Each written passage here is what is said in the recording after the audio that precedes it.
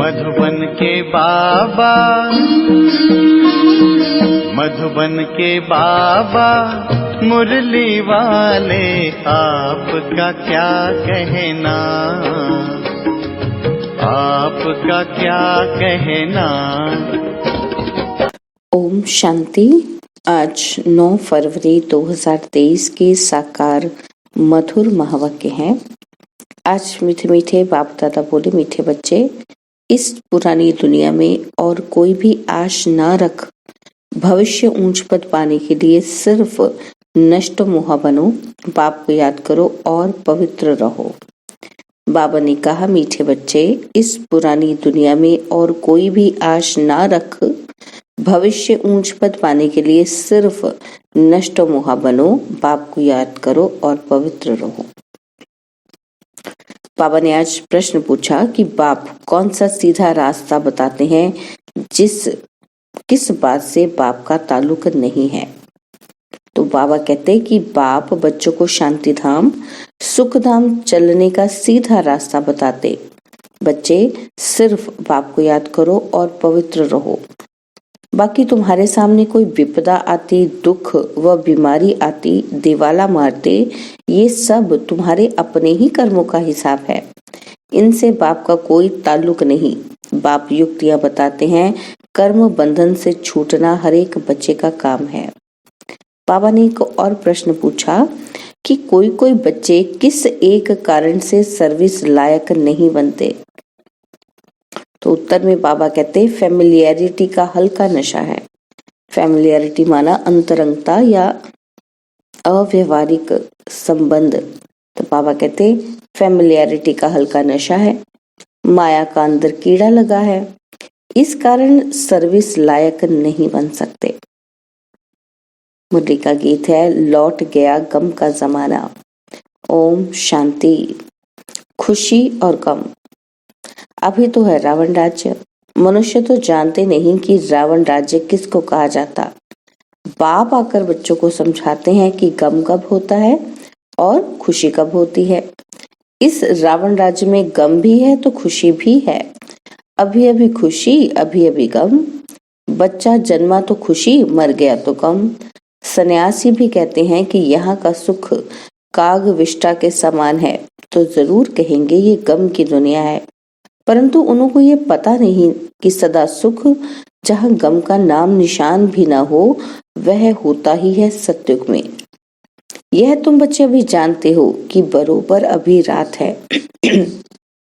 रात दुख की होती है, इसको रावण की रात कहा जाता है। रावण के आने से भक्ति आरंभ होती है, विकार आरंभ हो जाते हैं। अभी तुम बच्चे समझते हो कि हम सदा खुशी में रहने का अभी पुरुषार्थ कर रहे हैं। बाप समझा रहे हैं कि बच्चे, भविष्य ऊंच पद पाने का पुरुषार्थ करो और कोई भी आश नहीं रखनी है। बच्चों को तो ये पता ही नहीं कि बेहद के बाप से क्या मिलता है। बाप ही आकर बताते हैं। दुनिया यह नहीं कहती कि परमात्मा से क्या मिलता है। समझते हैं दुख सुख वही देता है। बाप कहते हैं, मैं सदा सुख देने आता हूँ, तुम सिर्फ श्रीमत पर चलो। मैं तुमको शांति धाम और सुख धाम का रास्ता बताने आया हूँ। उस रास्ते पर चलना तो तुम्हारा काम है। और क्या झंझट सामने आता है? झंझटों में तो सारी दुनिया है। बाप कहते हैं, मैं तो सीधा साधा रास्ता बताता हूँ, वह तो बहुत सहज है। बाकी जो विपदाएं झंझट आते हैं, दुख आता है, बीमारी आदि आती है, दिवाला मारते हैं, ये सब है तुम्हारे कर्मों का हिसाब, तो हर एक को भोगना ही है। इनसे हमारा कोई ताल्लुक नहीं है। इस समय भी कोई ऐसा पाप करते हैं तो दुख भोगना पड़ता है। मैं तो तुमको रास्ता बताने आया हूँ। मेरा फरमान है, मुझ बाप को याद करो, क्योंकि वापस जाना है। बाकी लड़ाई झगड़े में तो सारी आयु गवाई। मैं तो सीधा रास्ता बताता हूँ कि मुझे याद करो और पवित्र रहो। कैसे रहो, यह भी युक्तियां बताते हैं। बाकी माथा मारना, पुरुषार्थ करना तो तुम्हारा काम है। ये सब कर्म बंधन तुम बच्चों का है। बाप कहते हैं, ग्रस्त व्यवहार में रह पवित्र रहना है। बाप जानते हैं स्त्री का पति में, बच्चों में बहुत मोह रहता है। उनसे छुटकारा पाना, नष्ट मोह बनना, यह तो बच्चों का काम है। बाप तो सिर्फ 2 बातें कहते हैं, अगर पूरा वर्षा लेना है तो एक पवित्र जरूर बनना है और दूसरा योग में रहना है। तो बाबा ने कौन सी 2 बातें बताई? एक पवित्र रहना है और दूसरा योग में रहना है। कोई बात में तुमसे अगर कोई लड़ते हैं तो यह हुआ तुम्हारा कर्मों का हिसाब किताब। बाकी तुम पवित्र रहो, उसके लिए गवर्नमेंट भी रोक नहीं सकती। बाप तो रास्ता बताते हैं कि तुमको घर बार नहीं छोड़ना है, गृहस्थ व्यवहार में रहते पवित्र रहना है और योग में रहना है। मनुष्य समझते हैं पवित्र रहना बड़ा मुश्किल है, क्योंकि ऐसी शिक्षा कभी किसी ने दी ही नहीं है। बल कितने भी ब्रह्मचारी रहते हैं, परंतु यहाँ तो कायदा है कि गृहस्थ व्यवहार में रहकर पवित्र रहना है। कुमारी तो पवित्र ही है, उसके लिए तो बहुत सहज है, पवित्र ही रहो, गृहस्थ में ना जाओ। इसमें हिम्मत चाहिए। तुम कह सकती हो कि हम भारत को स्वर्ग बनाने के लिए पवित्र रहना चाहते हैं, इसमें भारत का ही कल्याण है। पवित्रता का वर्षा हमको मिल जाएगा। यह है वर्षा लेने की बात। सतयुग में थी ही पवित्र दुनिया। संगम पर जो पवित्र बनते हैं वही पवित्र दुनिया के मालिक बनेंगे। इसमें सारी दुनिया का तो प्रश्न ही नहीं है कि सब कैसे पवित्र बनेंगे। अभी सबकी क़यामत का समय है। अब सभी को हिसाब किताब चुकतू कर वापस जाना है। सब तो आकर ज्ञान लेंगे नहीं। जो सहज राजयोग सीखेंगे वे वर्षा पाएंगे। सारी दुनिया तो क्या, सारा भारत भी ये ज्ञान सुन धारण नहीं कर सकता। बाकी कोई झगड़ा है तो तुम बच्चों को मिटाना है योग बल से। मार उन्हें खानी पड़ती है जिन्हों का कुछ ममत्व है, नष्ट मोह नहीं बने हैं, वह ताकत नहीं है। बाबा के पास समाचार आया कि एक गोपिका ने बहुत आंसू बहाए, परंतु रोने से क्या होगा। बाप ने युक्तियां तो बहुत बताई हैं। पति को बोलो हम पवित्र रहना चाहती हैं और बाकी सब सर्विस करने के लिए तैयार हैं। युक्ति से अपने को छुड़ा सकती हैं, परंतु पहले अपने दिल का ममत्व टूटना चाहिए। माताओं का पति और बच्चों में बहुत मोह होता है, फिर कहती हैं कि कोई छुड़ावे, परंतु इसमें रोने व चिल्लाने की कोई दरकार नहीं। ये समझ की बात है। समझो कोई अच्छे आदमी की स्त्री है, बच्चे भी फर्स्ट क्लास हैं। बाबा तो कहेंगे कि गृहस्थ व्यवहार में रहकर पवित्र रहकर दिखाओ। इस अंतिम जन्म के लिए तो पति को समझाकर वश करना पड़े, नहीं तो जवाब देना पड़े। परंतु जब नष्ट मोह बन सके तब। कोई चाहे तो 1 सेकंड में नष्ट मोह हो जाए, नहीं तो जीवन भर भी ना हो सके। बहुतों को छोड़ने के बाद भी ममत्व नहीं मिटता, फिर रग जाती रहती है, तो वे अवस्था नहीं रहती। इसलिए बाप कहते हैं पहले नष्ट मोह हो जाओ, बाकी सिर्फ कर्म कूटते रहेंगे तो बाप क्या करेंगे। सबके लिए रास्ता तो एक ही है, पवित्र जरूर बनना है। अगर पवित्र नहीं रहने देते तो अपने पांव पर खड़ी हो कोई ना कोई सर्विस में लग जाओ। यहाँ तो साफ दिल चाहिए। ऐसे नहीं कि घर छोड़कर आए फिर ब्राह्मण कुल में रहकर कोई ना कोई में फेमिलियरिटी में फंसी रहें।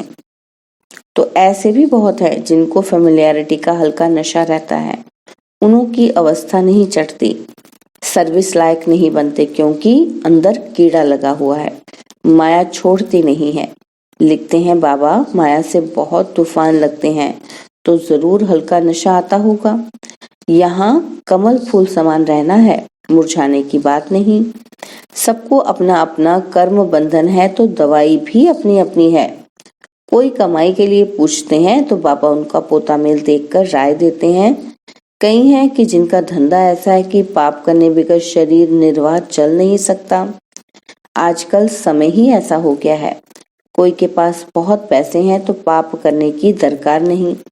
बाबा कहते हैं कि शांति में बैठ योग की कमाई करो, परंतु काम करने से पहले राय लेनी होती है। ऐसा नहीं कि काम करने के बाद बोले कि इस बात में फंस गया हूँ, क्या करूं। बाबा समझाते रहते हैं कि अगर धन बहुत है तो शांति में बैठ बाबा से वर्षा लो, धंधे दोरी का झंझट छोड़ो। कदम कदम पर श्रीमत पर चलना जरूरी है। आपस में बहुत मीठा रहना है, नहीं तो बाप दादा का नाम बदनाम करेंगे। बाप दादा व सतगुरु की निंदा कराने वाला ऊंच ठौर नहीं पाएगा। अपने हाथ में लौ नहीं उठाना चाहिए, नहीं तो सब कहेंगे कि ईश्वरी कुल के भी बच्चे ऐसे होते हैं क्या। बाप कहते हैं किसी को दुख मत दो। सवेरे उठ बाबा को याद करो कि बाबा आप कितने मीठे हो, हम आपको राजा स्वर्ग का मालिक बनाते हैं। हम आपकी श्रीमत पर जरूर चलेंगे, हम आसुरी मत पर नहीं चलेंगे। बाप को याद नहीं करते हैं तो बाप समझ जाते हैं कि इनके अजुन पुराने आसुरी संस्कार हैं। यह क्या स्वर्ग का राज्य भाग्य लेंगे, अपनी चलन तो देखो। नहीं तो तुम बच्चों को जैसा तकदीरवान दुनिया भर में कोई नहीं है। बाप तो कहेंगे सगे बच्चे बनो, ऐसी चलन दिखाओ जो बाप भी खुश हो। बाप को बच्चों का बहुत ख्याल रहता है कि कैसे बच्चों को दुख से छुड़ाए, ऊंच पद प्राप्त कराएं। बाबा समझाते हैं कि दिन में भल गोरख धंधा करो, परंतु ब्रह्म मुहूर्त में उठ बाबा से मीठी मीठी बातें करनी चाहिए कि बाबा आपने तो कमाल किया है, 21 जन्मों के लिए स्वर्ग की बादशाही तो आप देते हो, हम तो आप पर बलिहार जाऊं। तो बलिहार जाना है, सिर्फ कहना नहीं है। जितना समय याद में रहेंगे उसका असर सारा दिन चलेगा। बहुत बीके हैं जो सुबह उठते ही नहीं हैं, तो धारणा भी नहीं होती है। सवेरे जागने की आदत पड़ जाए तो फिर देखो कैसे सर्विसेबल बन जाते हैं। जिसको सर्विस का शौक है वे कहीं भी सर्विस करेगा। गाली तो मिलेगी, 100 में से 1 निकलेगा, इसमें लज्जा नहीं होनी चाहिए।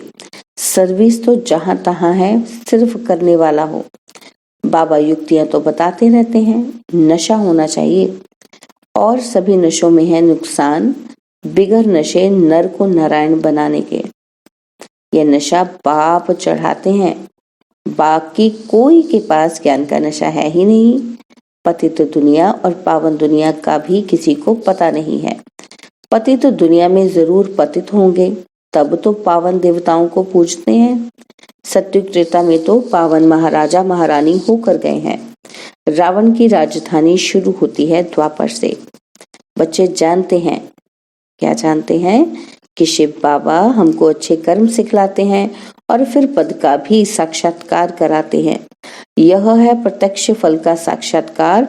तो जबकि बाप स्वयं आए हैं सिखलाने के लिए, तो सीखने की कितनी उत्कंठा होनी चाहिए। कर्म बंधन है, सिर्फ ऐसे कहना इसको भी कमजोरी कहा जाता है। कर्म बंधन से छूटने की युक्तियां भी बाबा बतलाते रहते हैं, परंतु ऐसी राय पक्के को ही दे सकते हैं, ना कि कच्चे को। कई बांधेलियां भी पुरुषार्थ का ज्ञान योग बल से पति को वश कर उनको ले आती हैं, मार भी बहुत खाती हैं। कहा जाता है ना कि धरत पर ये धर्म न छोड़िए, तो यह भी प्रतिज्ञा की जाती है और उस पर कायम रहना चाहिए, अमल करना चाहिए। माया बड़ी प्रबल है, उन पर विजय पानी है, पूरा पुरुषार्थ करना है। ऐसे नहीं कि स्वर्ग में क्या पद पाए, नहीं, पुरुषार्थ ऊंच बनने का करना चाहिए। अच्छा, मीठे मीठे सिकिलते बच्चों प्रति माता पिता बाप दादा का याद प्यार और गुड मॉर्निंग। रूहानी बाप की रूहानी बच्चों को नमस्ते। हम रूहानी बच्चों की रूहानी बाप दादाजी को दिलवा जान सिकवा प्रेम से नमस्ते। ओम शांति। प्यारे बाबा, मीठे बाबा, मेरे बाबा, शुक्रिया बाबा, शुक्रिया बाबा, शुक्रिया बाबा।